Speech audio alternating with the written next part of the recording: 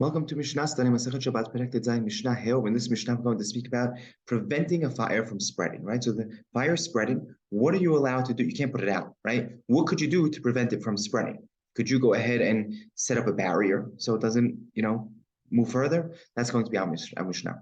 Rabbi Shimon ben Anas Omer, Porsima or shel gedi, you could go ahead and spread out the hide of a goat, right? The hide of a goat doesn't catch fire so quickly, it just like singes. And what could you do? You spread it out like a right, on top of a chest, closet, an armoire, right? To go ahead and protect it. At the fire started to catch. Right? Because what happens? It singes and it prevents the fire from spreading and burning that chest, that armoire, and whatnot. So you go ahead and prevent it from going further by putting this hide, this goat hide, on top of these items.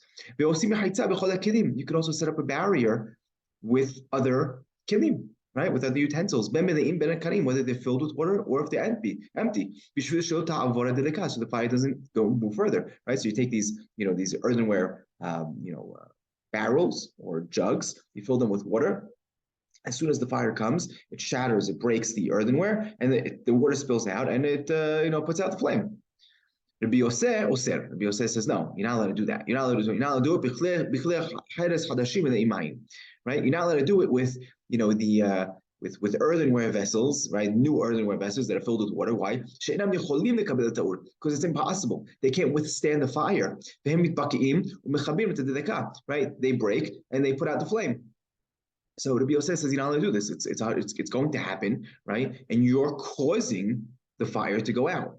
Right, so this is actually a case of gram kibui, right? If you remember, we spoke about this early also in Bamem Likin, right? Whether you're allowed to put you're not allowed to put a plate, right, filled with water near the fire to catch the nitzotzot, right? The little the sparks that are coming out because you're causing the flame to go out earlier. Right? So you're not allowed to cause a fire to go out earlier. So Rabbi Yosef is saying, Gram kibui, you're causing a fire to go out, you're not allowed to do so. He even says this when there's a fire in the house, right?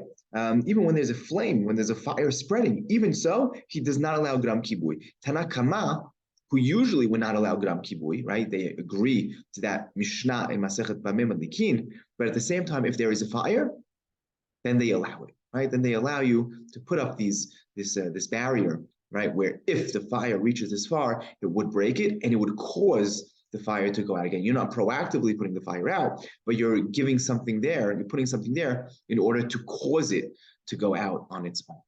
Right, halacha, by the way, is not like Rabbi Yosef, rather like Tanakama.